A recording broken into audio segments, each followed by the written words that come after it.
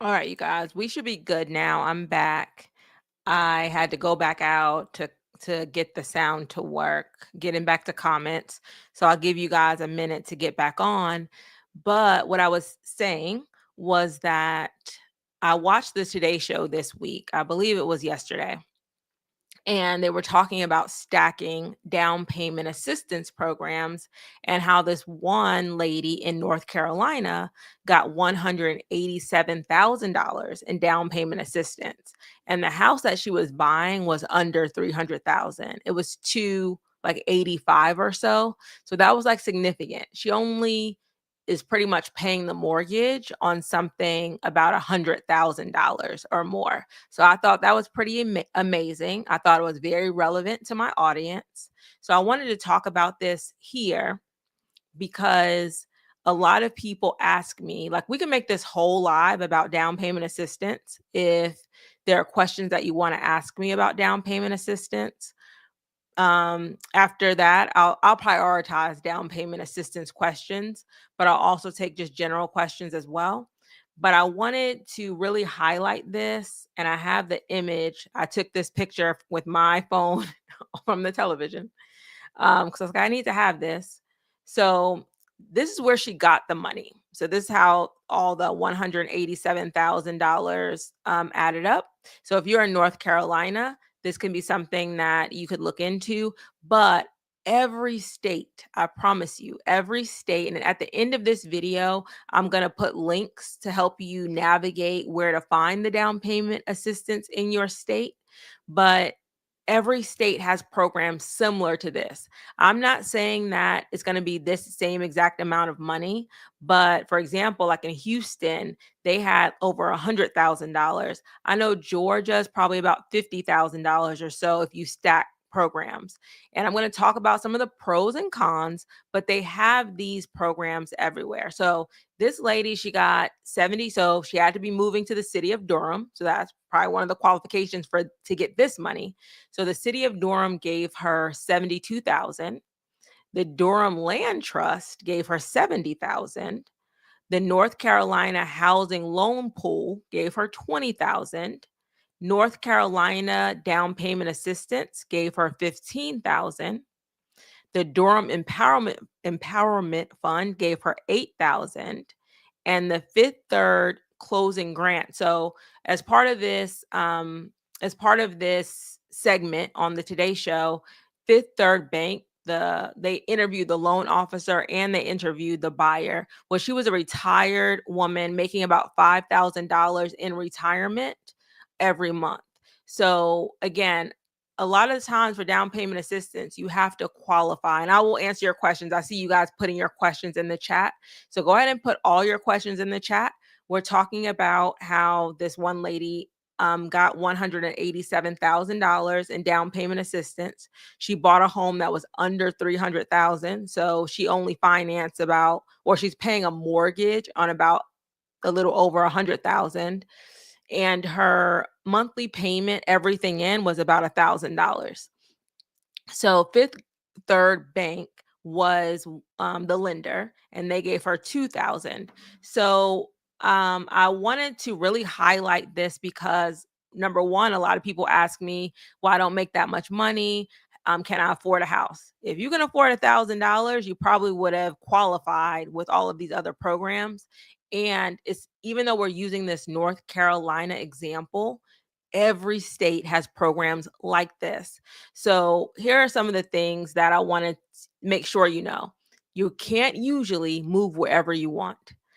There are cities like this is Durham. They may say that you have to be in this particular section of Durham, this particular neighborhood in Durham, because a lot of times these programs, they're trying to revitalize a neighborhood. So you can't be where I want to move here, right? You have to be flexible as to where you're going to live. So be flexible if you want to take advantage of things like this. Be flexible. The most money you're going to get is if you have some flexibility, because they may say, well, we're trying to revitalize this section of the city and we're offering additional incentives for people to move here. So that's number one. A lot of times you will there'll be a time limit. They don't want investors. I know that's one of the questions in the chat is, um, can I be an investor, or do I have to own or occupy? 100%. I don't know of any down payment assistance programs for investors. I really don't. I haven't heard of one yet. However, those of you that are trying to invest, you have to think long term, because these programs, they usually have a time limit. They want you to live there a certain amount of time before you can sell it or refinance it. And that's usually about 5 years or so. And so you have to plan to live there for about 5 years. I love these for retirees and for young people, because young people, they don't have that much income. Retirees are on a fixed income. So a lot of times they would fit into these categories. And so just be flexible as to where you're going to live. You can't make a whole bunch of money, because there's going to be limits on, if you're making $100,000 or so, a lot over the average of what people make there, you probably won't qualify. They're going to try to help certain people, that because down payment is a big barrier to buying a house. So they're helping with the down payment. They're also, with all of this money, they're making it affordable for her. So they're making it affordable. So I'm going to start opening it up to questions about how, you can get this in your state. And then after this video, I'll get off at 8 o'clock. And after this video, I'm going to make sure I'm going to post the full video. I'm also going to post a link to how you can find down payment assistance programs like this in your state. So let me get off of this. I need to move that. Hey, well, I'm Shaheedah Hill, getting you over the hill to home ownership and helping you confidently buy your first home. If this is your first time here, I do a lot of videos primarily about real estate and primarily about buying your first house. So thank you for joining me. I'm going to answer questions until 8 o'clock in the order that they were received. So thank you for hanging with me. Cookie was my first person on, and she realized that um, she couldn't hear me. So big help to you, big help from you, because I was able to go out and then come back in. So thank you, Cookie. BM says, I'm in North Carolina, so you need to look at some of these programs. Hopefully, I'll put it back up on the screen, but hopefully you looked at some of those programs to see if you're eligible for some. So that's great. Michelle, as I was saying yes. Typically, these are for your primary residence. My sister, I've had this channel. I'm about at my 5-year anniversary for this channel. And so y'all can look back at all of my videos that I've done over the years. But one of the videos I did it with my sister, and my sister had used some of the Atlanta programs to buy her house in a revitalizing area, gentrifying area. And at first, everybody's like, why are you moving there? Why are you moving there? And right now, when I say that, she probably bought it for like 150,000. It's worth like 450 now. There's restaurants there. People are walking their dogs and jogging down the street, all of that kind of stuff. But usually when you get into these neighborhoods, it is an investment. I think she only had to live there for a year before everything, either a year or 3 years before everything was forgiven, but it was well worth it. So it does have to be your primary residence. But if you're thinking long term, it could be a very good investment for you in the future. But it can't be, oh, I'm gonna, immediately, get all this money and rent it out. They're not gonna allow that. So most of the time, with most down payment, if not all down payment assistance programs, especially ones that are where you're using state funds or federal funds, is usually for your primary residence. And I have a video coming up next week about the different ways you can buy a house. So good question, Michelle. Thank you for joining me. Let's see. I live in Rochester, New York, and I'm getting a $20,000 grant through my job, the city of Rochester, and $5,000, which totals to $20,000. So that is excellent. Thank you for sharing. If you're in New York, Rochester, New York, then those are the programs. So, and she's making, a prime example that these are not just for certain cities. I promise you, every state in the United States has a down payment assistance program. And then in those states, some of the cities within that state will have their own programs. Sometimes you cannot combine them, but oftentimes or sometimes you can combine the state program with the city program or other programs that they have. So good question. Thank you guys for joining me. Hey, Brittany. Um, Iste Irie. She got a house in retirement. Nice. There's hope for me. Definitely. And actually, lenders love retirees. And the reason why they love you guys because your income is stable. So if you're on like your pension or you're on social security or a combination of the two, they know that that check is not going to change. Where somebody that's working, they could get laid off. They're a higher risk or they could quit their jobs or something like that, where generally speaking retirement pay or government like social security pay is pretty stable and they can guarantee you're going to get it. So you're easier to qualify typically because your income is going to be consistent over the long term. So I always say that if you can and it's feasible for you, I love buying a house, even if it's your first house in retirement. You just have to make sure it's affordable so you're not, overwhelming yourself in retirement. All right, good comment. All right, go ahead and put your questions in the chat. I'm here till 8 o'clock. If you have any, I'm going to prioritize down payment assistance programs, but I'm pretty much going to answer questions in the order that is received. Press the like button for me. If you haven't already subscribe as well. All right, let's see. Brittany says, you think they have this in New Jersey? New Jersey rent is so expensive. I'm sure they have programs like this in New Jersey. New Jersey State that definitely has programs, down payment assistance programs, and then cities so Newark might have a program or other cities within New Jersey have programs. You just have to, like I said, at the end of this video, as soon as I get off the live, in the description of the video, I'm going to put links where you can put in your city or you can put in your state and they'll tell you all the programs that are available. So that will help all of you. But if you have any questions about down payment assistance, please ask. Misdemeanor says, did they have this program in South Carolina? I just retired. Is it too late for my first home and condo? So it's never too late, as long as you can afford it, because you don't want to get into a situation. Here's the thing about retirement as well. When I said, they like it because you have a stable income, also in a lot of areas, a lot of counties and a lot of cities, they will discount your property taxes. They'll give you a property tax exemption for seniors because a lot of the property tax that people pay are for schools. And a lot of time you raise your kids, you don't have any more kids in school, plus they want you to make sure your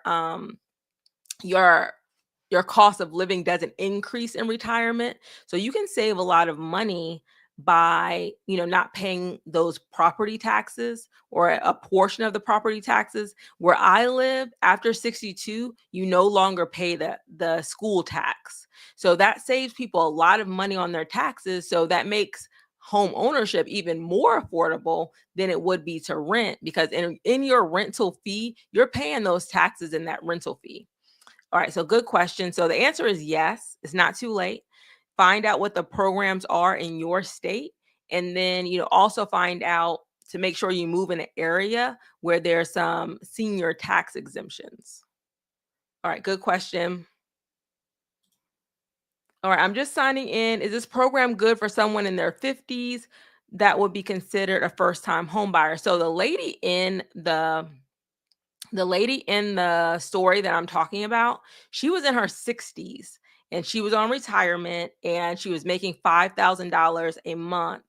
And so she qualified with that. So what is that? $5,000 a month. That's like $60,000 a year.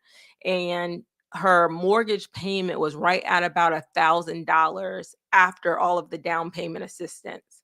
The mortgage payment was at about $1,000. So good question. All right. Brittany asks, what do you have to have? A bigger household? Will you be able to qualify? So let's talk about qualification for down payment assistance. Typically, it's going to be income based, right? I'm pulling up my chair a little bit.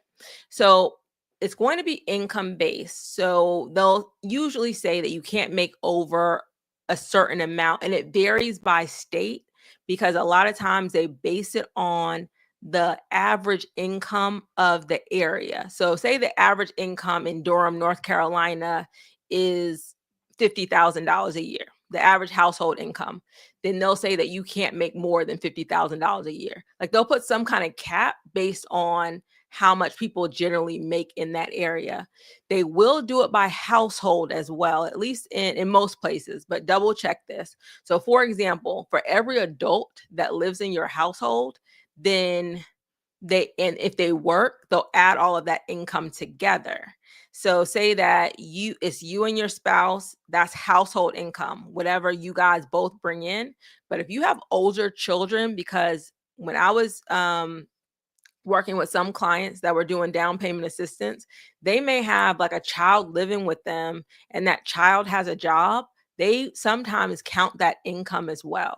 So you just want to be careful. You don't want to avoid going ahead and seeing if you qualify, but go ahead and, see if you qualify for the programs, but they will look at everyone in your household. Now, sometimes that'll help you qualify, but sometimes that'll take you out of qualification because you guys make too much money. And how they know how much your household makes is typically based on your tax returns. So if you're claiming that college student or you're claiming that older child or that person, whoever lives with you, then that's how they know that that could possibly be income that's coming into your household. All right, good question. And the other question is, I kind of got off, but yes. So the more people, so say that you're single and you have no children, your cap might be lower than somebody who is married and has 5 children. They'll probably allow you to make more money because you have more people to take care of. I think that was probably your question. But yeah, they will base the income limits based on your household size. So the larger your household, the more money you can make. The smaller your household, the less money you can make to qualify. So, good question. So, I'll give you another example. So, if I'm single and I'm making 60,000, I may not qualify, but if I'm single with 2 children making 6,000, 60,000, I may qualify because they'll allow me to make more because I have more people to take care of. Hope that clarified it. All right, good question.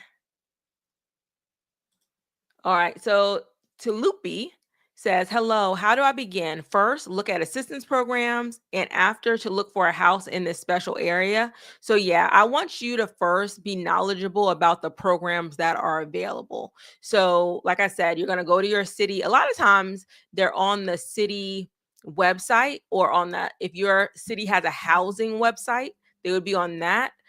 Department of Community Affairs, a lot of people have a Department of Community Affairs in their cities.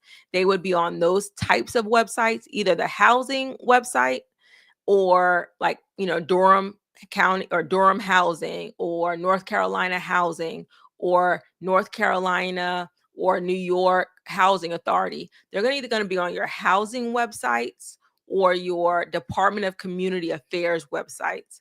But I am going to put a link that has all of the states where we can give you a starting point as to what's in your state. So I will be giving you that. And so I would say look for the programs first, and then all the programs are going to have, hey, this program works if you're going to move anywhere in the state, and maybe this program works if you're going to move to a specific city within that state. So then at least the programs that are out there. You can figure out if you qualify, and then you can get pre-approved. A lot of times, the state or city will have a list of preferred lenders. So you can't just go anywhere. They train the lenders on their programs and they say, hey, you've taken our training program. You can administer this down payment assistance program. So you don't want to just get pre-approved with a random lender, and that lender cannot participate in that program. So go to the programs, research them, look for the ones you think you qualify for, and usually on that website they'll have a list of their preferred lenders, and then that's how you know how much you qualify for. All right, good question, Tulipi. All right. Do these assistance programs work on build to own? Like, I want to build a house on land using a USDA loan. I would say typically no, because they don't really know what you're going to build, and a lot of times they don't allow you to buy land with down payment assistance funds. So at some point, if you're building, then you may have to have the land, you may have to, it's a little bit more complicated. So for the most part, I haven't seen where a down payment assistance program will take you from, well, I'm buying the land, I'm building the whatever house I want. However, you can use down payment assistance on new construction. So if you are buying a new construction home, there are down payment assistance programs that you will qualify for to buy that new construction home. So, but in that instance, the builder already owns the land. They're building the house. You don't have to take out a loan for the build. You just pay for the house once it's complete. So that's why it's a little bit different than a build to own. But USDA is a perfect loan for somebody that is trying to build and they want to do it affordably, because you can build a USDA home 100% financing. So I would recommend you can just do that. You don't need a down payment because there's no money down. You can try to figure out different ways to you'll probably have closing costs, but you can kind of research some of the closing costs and how to maybe get help with some of those closing costs.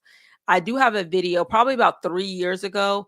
I interviewed an employee of USDA and we went over the program, and he talks about the, building on your own land. He did it himself as a USDA employee.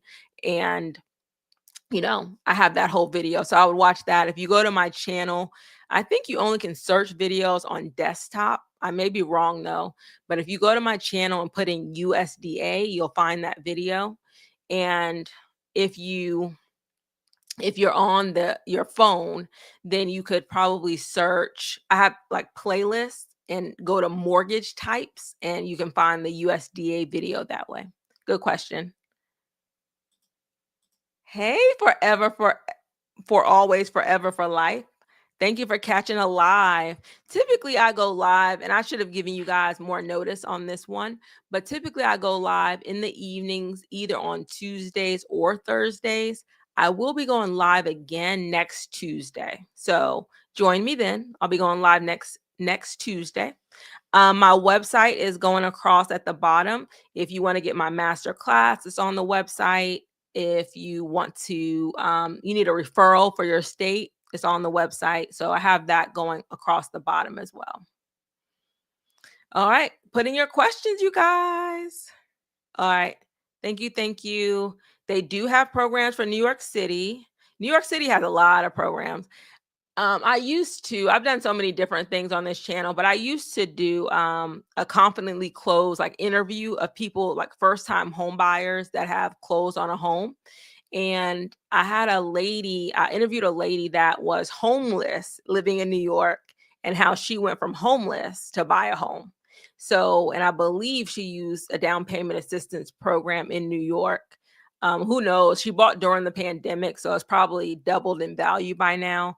But watch that video. It's under my playlist, Confidently Closed. It's in my Confidently Closed playlist. All right. Good question. Somebody said they just hit me with a shortage. Are you thinking about escrow shortage? I know you guys are having your own conversations in the chat, but it does sound like that might be what it was. I did a whole video on like when you're paying your mortgage, but you don't have enough money in your escrow account. So watch those videos, and that could help hopefully. All right. Are there income restrictions with down payment assistance? Yes. The only program that I know that doesn't have income restrictions, well, let me go back. Most programs do have income restrictions with the down payment assistance, meaning we don't want to give you too much money if we feel that you already have enough money to use your own down payment, right? So if you have a lot of money, some of them don't even want to see a lot of money in savings. So for instance, you could qualify on income, but then you've been saving and you have $50,000 sitting in a savings account, you may not qualify. So go ahead and do your research ahead of time, because you may want to use that money or put it somewhere else. If it's in a retirement account, then they don't touch that. Like, they don't consider that liquid money. But if it's just sitting there, you may not qualify. I know for the Georgia program, they don't like to see more than $20,000 in savings if you're going to qualify for some of their down payment assistance programs. So that's number one. But some programs, they will have more flexible income restrictions where they'll allow you to make more, but they may, give you less money, or they may just discount your interest rate and not give you like money for your down payment. So it's going to vary. That's why it's important to do, like I was telling the other young lady, Tulipi, I believe, that research the programs first to see what you qualify for and see which programs are going to work best for you. But they usually do have some kind of income restrictions, but not all the time. So you got to, find out. Good question. All right. If you're just joining me, we're answering questions primarily about down payment assistance. At the beginning of this video, or the beginning of this live, we talked about how a woman in Durham, North Carolina got $187,000 in down payment assistance to buy her first home. All right. So Ambi Relly, hopefully I probably butchered that, but I'm in North Carolina and also a veteran on Section 8. Can we combine, or is it available in North Carolina? It really depends, right? So a lot of times, I used to answer this question a lot of different ways.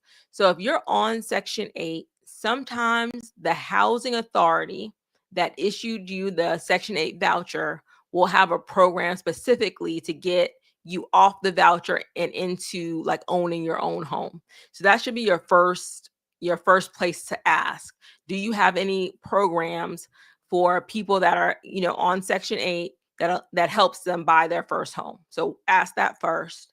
And then NACA, NACA, if you've never heard of it, I have videos on my channel about it. But NACA has a program specifically for people on Section 8 to buy their first house. So I would look at that as well. But because we know there are programs in North Carolina, it just may have nothing to do with your Section 8, right? It may have nothing to do. And a lot of times, to qualify for Section 8, you can't make a lot of money. So in order for you to get the down payment assistance program, you can't make too much money, right? But you also can't make too little, because they want to make sure you're going to be able to pay your mortgage. So I would do it in this order. If you're on Section 8, you're a veteran too. So veterans, they of course have the VA loan, which is no down payment. So you could use your VA loan with one of the down payment assistance programs, but you still have to have income. And the fact that you qualify, or significant income or enough income, and the fact that you qualify for Section 8 probably means your income is low. So we need to look on ways that we can increase our income so you don't qualify in order to make that mortgage payment, right? So the first thing that I would do is ask the housing authority that issued your voucher, do you have any programs? And then I would look at NACA, because they have a program. And then I would look just at the regular down payment assistance programs in your state. All right, good question. Forever, for always, for life. Is that called homestead? Yes. So homestead exemptions, they have senior homestead exemptions. They have your primary residence homestead exemption. So they'll have different homestead exemptions for property taxes. They have veterans homestead exemption, and that saves people a significant amount of money. If they're veterans, if they're disabled veterans, they save even more money on property taxes. It just varies by where you live. But good question.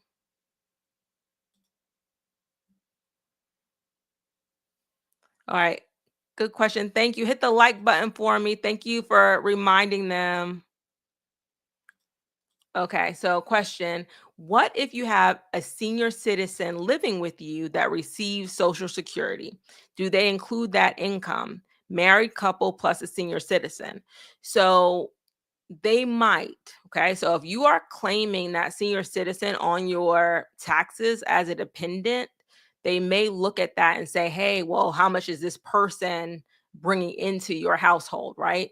Um, so you're just going to have to ask. Don't be afraid. This is the thing. Don't be afraid of asking when you're doing your initial research. Like before you do your applications, before you get pre-approved, ask up front, hey, I have a senior looking living with me. Will they count her income? They're going to tell you yes or they're going to tell you no. But what I don't want people to do is like they're kind of aware that household income may come into play, but they don't say anything. And then they do their application, they find a house, and then as they're going through a lot of times they don't find these things out until they're under contract and going through underwriting. And then it pops up, oh, well, who is this person? We see another social security number or, something at your address. Who is this person and how much money do they make? And then you don't qualify. You have to cancel your contract. So ask as many, and it's not this specific thing happened, but it's happened before where things have come up and you don't qualify. And it comes up toward the end because it wasn't mentioned or it wasn't discussed. Sometimes the buyers just don't know it's going to be an issue. Like when I was saying they had a child living with them, they worked at like the supermarket, not really making a lot of money. But for the down payment assistance program, when they looked at their taxes, they were like, hey, well, who's this you're claiming? And they were, well, does this person work? Like they have all that information because they have the tax records because you're dealing with the government, right? So they know that that person's bringing in money. Well, how much money are they bringing in? Now, and that child may never pay a bill in your house, may never, they don't really contribute, but sometimes they do look at those things. So you want to ask up front, especially if they're looking at household income, like, are you going to count this person's income? Are you going to count my college student's income? Like, are you going to count? So you just want to ask those things up front, just so there are no surprises toward the end. But good question. All right. Thank you, Elle. She's putting in all the videos that may be relevant. I appreciate it. Thank you, Elle. All right. Hello. If you have an adult child with disabilities, how will that be calculated? And I'm going to go back a little bit on the having the senior live with you. In a lot of places, and I'm going back to taxes, in a lot of states and cities, as long as one person on your deed, you would have to put that person on your deed, but as long as one person on that deed meets the senior requirement, you may qualify, the whole entire house may qualify for like the senior exemption. So just be mindful of that. So it may help you that, right, you have a senior living with you because your taxes may be discounted. All right. And this is the same thing I wanted to say here. If you have an adult child with disabilities, how will that be calculated? If that child is working, then it may not be calculated at all. I'm sorry, if that child is not working, then it's not going to be calculated at all if they're not getting any income. But if they're getting something like Social Security, disability, that sort of thing, then they may count that into your household income.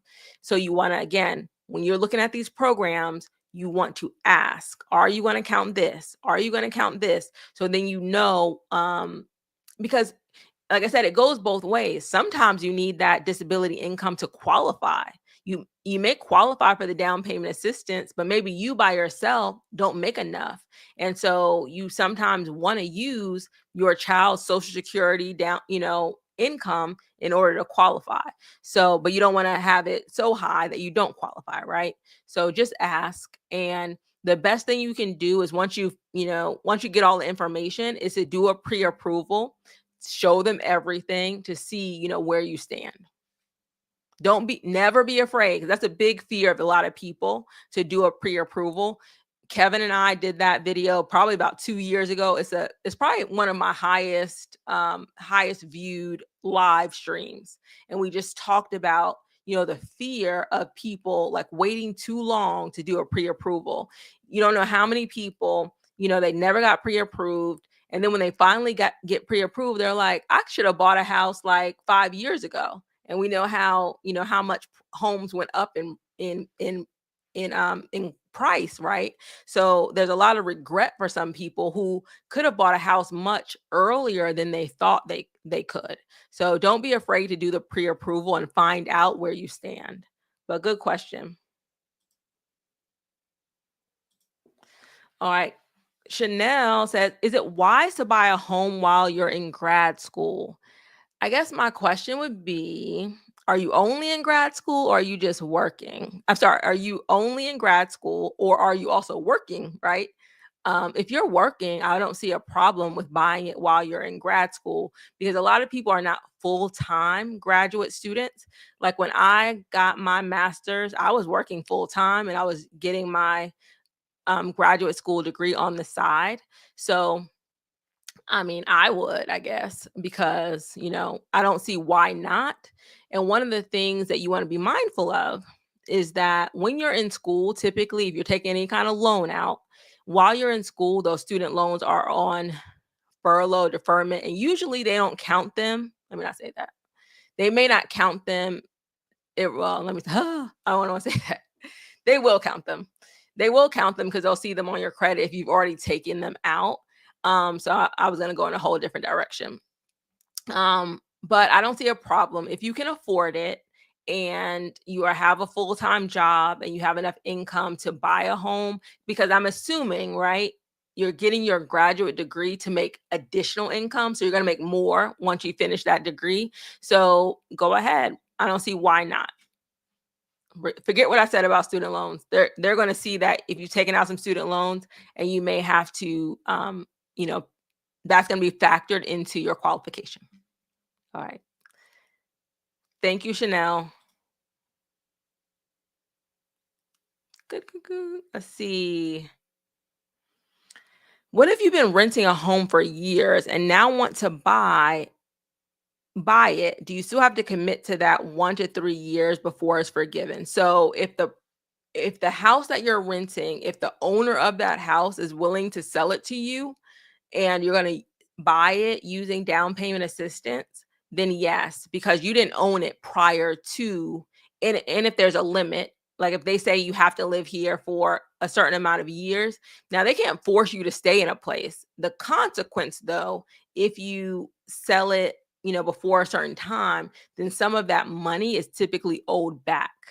So, if you read the fine print in a lot of these down payment assistance programs, they're going to say, hey, you don't have to make payments on any of these funds. Either there needs to be paid back whenever you sell or refinance, or the money is fully forgiven. So you have to know what kind of, down payment assistance you're getting. Some of it is just like a quiet loan that they're giving you that you never have to make payments on. But whenever you sell that house or refinance that house, they take that money and they put it back in a fund for future first time home buyers. Or in some down payment assistance, they are going to fully forgive you of that loan after you've lived in the house for a certain amount of time. But with this situation, even though you're buying your rental property, then you're still a new home buyer. So they're not going to count the times that you rented that property. But I do like the idea of, I know a lot of people are living in rental properties, of reaching out to your landlord, because sometimes they're thinking about selling, but they may not move on it because they feel like you're really comfortable. But do your research and kind of approach them and say, hey, I'm willing to buy your house. I need to use down payment assistance. I have this program, that program. And you'll be surprised. A lot of landlords will, especially if you've been a really good tenant, they may want to sell it to you. All right. Alabama does have programs. What I was saying Right now, in about 15 minutes or so, I'm going to put the links where you can put in your state and have all of the programs. I just don't have it where I can put it in the chat right now. And I'm also going to put the video that goes with what we're talking about. All right. It says, what if your child doesn't live with you, but still uses your address as a mailing address? Do you still need to include them on the application? This is something that I wouldn't include. I wouldn't include it because they're not part of your household. However, right, this is how they're going to find out. Whoever you're claiming, right?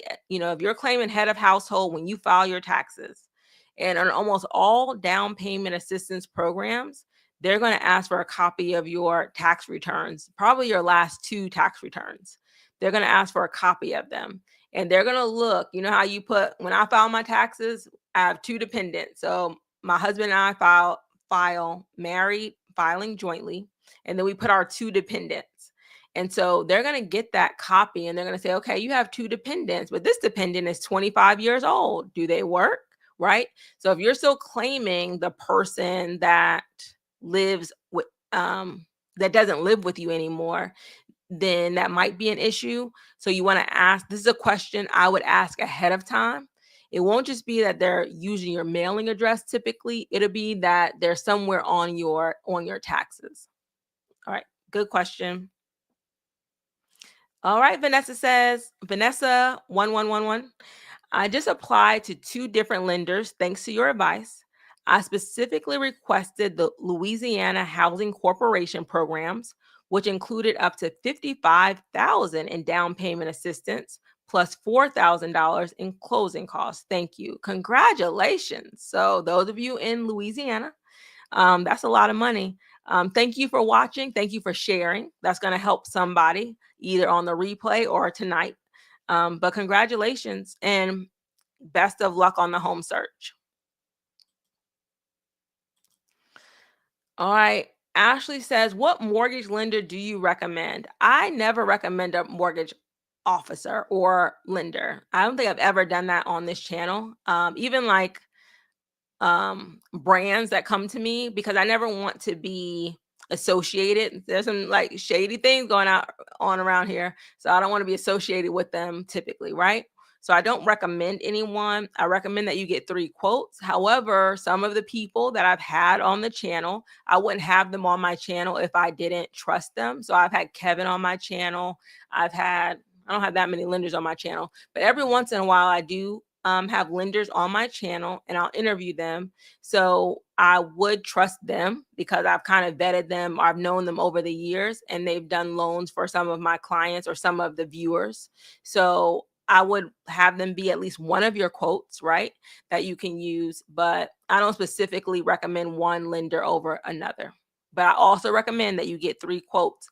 The 3 that I suggest you pull from is either your current bank or credit union, whoever your real estate agent recommends, and then either an online bank or a mortgage broker. So those are the 3 that you're going to pull from in order to get your 3 quotes. Okay. So good question though. All right. Put your questions in the chat. See what Elle is saying.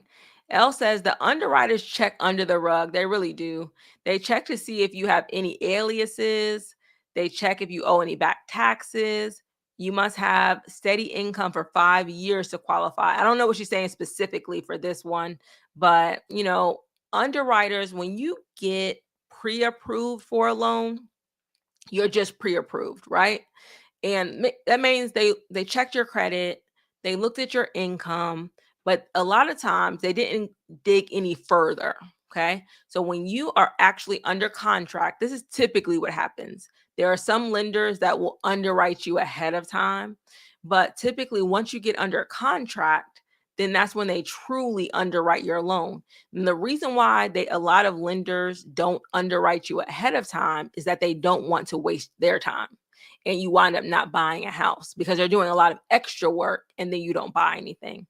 But once you're under contract, then they go ahead and put you in underwriting. And underwriting, they're going to verify, I'll call it a verification of what you actually put on your application.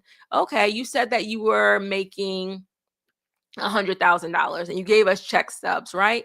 Now we're going to look on your bank statements and make sure this money is actually coming into your bank. Your credit report says you only owe this person, this person, and this person, but I see the second of every month you pay out $1,000. Who are you paying on the second of every month? Like now they're actually looking detail, like line by line. And a lot of times, probably now they're doing AI to see if there's any like discrepancies or any money going out that you haven't reported as an expense on your credit report. This is when you're owing the IRS comes up. This is when not social security. This is when child support payments that are not on your credit report come up. So this is when they call your job and say, "Hey, I see that Shaheedah works for you. How long do you think that she will maintain her employment with you? Are you thinking it's going to be long term, or are you going to lay her off in about 6 months?" Now they're verifying all of the things that you said on your application. So just remember, all of the time, you're just pre-approved. You're not finally approved. All right, question. How does the seller make a final decision on the buyer, especially with multiple buyers? So it's not as big of a problem as it was during the pandemic when it was a true seller's market. Like you had sellers getting 5 or more offers. Some sellers were getting 20 offers on their properties. And so they had to make a decision. And when I was on the listing side, I would put the all of the offers in a spreadsheet, like a Google Doc.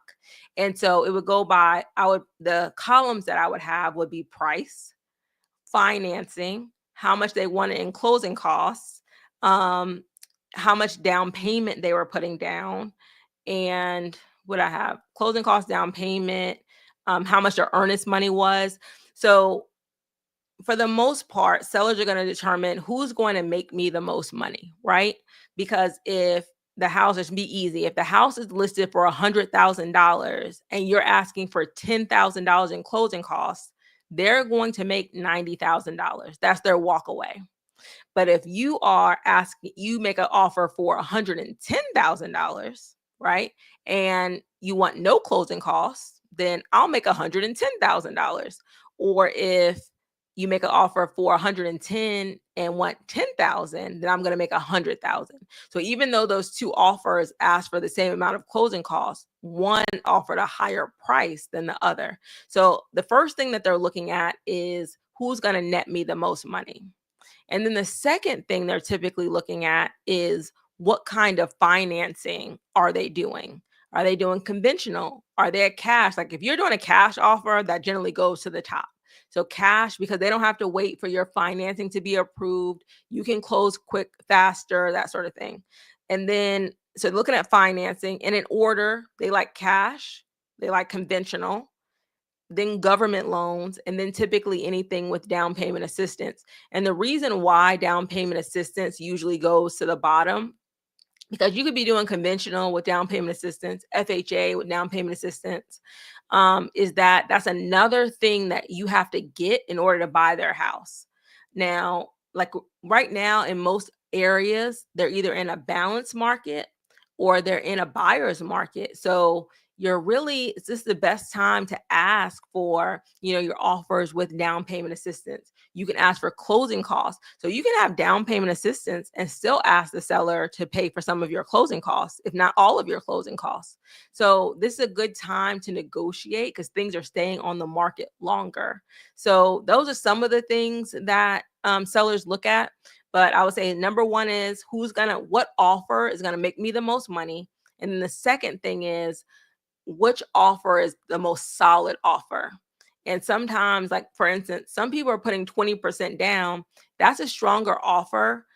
Say if both people are offering 300,000, but one person's putting 20% down and one person's putting no money down, then that person with the 20% would probably get their offer approved because they feel like they're more stable, right? And they have more funds. If something happens with the person's loan and they can't get approved for the exact amount, then they may not have any extra money. So, but overall, whoever's going to net them the most, and then they look at different risk factors that that buyer may have. Great question, L.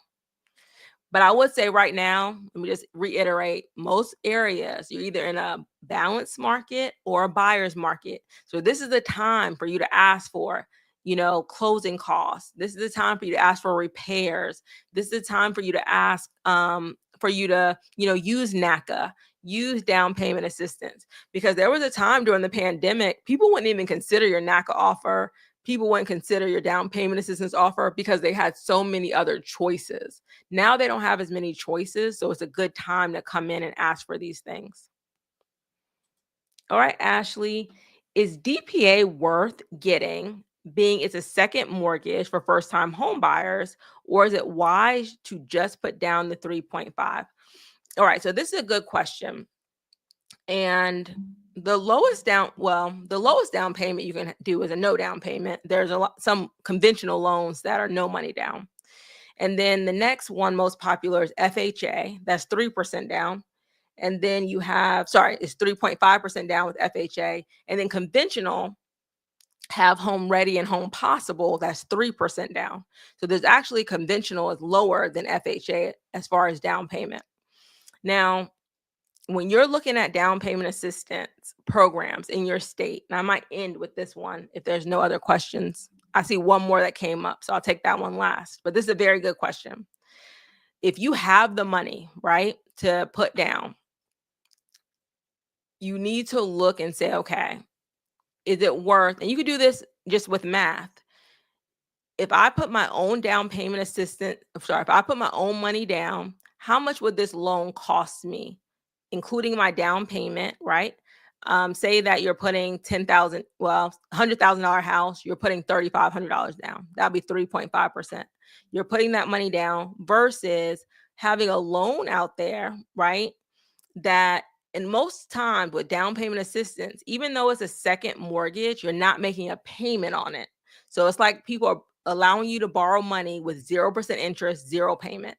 And if the money is forgiven, then it would make sense, right? Because I don't have to use my own $3,500. I can use your $3,500 and I don't have to make a payment on it. And it's going to be forgiven after a certain time. But if there is money that you're getting for down payment assistance and it's not fully forgiven and you have to pay it back whenever you sell or refinance, then you may have second thoughts about taking that money unless you don't have a lot of money saved. So I may do that if I am going to use a majority of my savings and not have an emergency fund in buying my house, then I might use down payment assistance and save my money in my emergency fund. As long as I'm planning on living in that home for a significant amount of time, like I would say 5 to 7 years, 7 to 10 years, if you want to be even more conservative. If I'm going to live there that amount of time, then I would rather use the down payment assistance. I'm going to be, generally speaking, my home is going to be going up in value. Whenever I sell or refinance that house, that's when I own the money back. And some down payment assistance is forgiven like a certain amount every year. So you don't even owe the entire amount back. You may just owe a portion of it back as the years progress. So I think it really depends on what your financial situation is. If you're doing really good financially and you have an emergency fund, you have everything, may not be a big benefit for you to use the down payment assistance unless it's fully forgiven. Then it's kind of free money. When I first started this channel, I started in Atlanta. And at that time, my first few videos were about a program that Atlanta had that was $15,000 towards your down payment, and it was fully forgiven after 5 years. So I started the channel pretty much in 2020, kind of right before the pandemic, 2019, 2020. And so the people that took out that loan, now it started to be forgiven probably August of this year, where now they don't owe any money of that $15,000. And as the years progressed, then they would forgive $3,000 every year. So it was definitely worth it for them because they don't owe any money back. And our program in Atlanta they gave you a lower interest rate. So it wasn't only the down payment assistance, but the interest rate that they gave you was typically lower than the market rate. So yes, it made a lot of sense for those people. And if you think about the time that they bought, not only did they get $15,000 to buy their house, their house probably at least in the Atlanta area doubled in value in the last 5 years. So if they had to wait, if the only way they could buy that house if they waited and saved up money, then that wouldn't have made sense for them and they would be behind. But if the down payment assistance allows you to buy a house sooner than you would if you were to save up on your own, then I say go for it, because you're missing those years of equity during that time as well. All right, hopefully I answered your question. All right, last question I'm going to take. And then remember, go ahead and look at the description of the video. I'm going to have links so you can find the best down payment assistance programs in your state. And then I'll have also a link to the Today Show where the lady talks about the money that she received. Thank you guys for watching. Please like and subscribe if you haven't already. This is my last question. My mother was right. Can you get approved for refinancing if you are retired and own a home but still paying off the mortgage? Yes, as long as you have good credits and income. So, because they have to know, even though you have equity in that house, they have to know that you have the ability to pay that loan back. Because when you're going to, well, no, you're not taking out a loan, refinancing, right?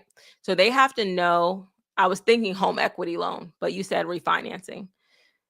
The answer is yes. You can get your loan refinanced, but they're going to make sure that you still qualify, right? That you can still pay that mortgage, especially if your interest rate is going up, because a lot of people have, interest rates lower than 4%. And if you were to refinance, that might have your interest rate going to 6%. So they want to make sure that you can still afford that mortgage. So you have to be able to qualify. If you have a government loan, a lot of them have streamlined refinances where if you have FHA or VA, where they don't look at your credit and that sort of thing. So you could look into that. But if your interest rate is going down, it's much easier, right? Because it should be more affordable. But if your interest rate is going up, then it may be a little bit harder. But look into a streamlined refinance as an option, that they may not look at many things, but you can still qualify for a refinance. I guess my question would be, why do you want to refinance? Like, what is your reason behind refinancing? But I have at least 3 refinancing videos. Watch those refinancing videos to see if it makes sense for you to refinance. Thank you so much. And if you want to, my mother was right, ask me a more detailed question, then put that question in the comments. Thank you guys. Look at the description of this video and find out the down payment assistance programs in your state. Thank you so much. Bye-bye.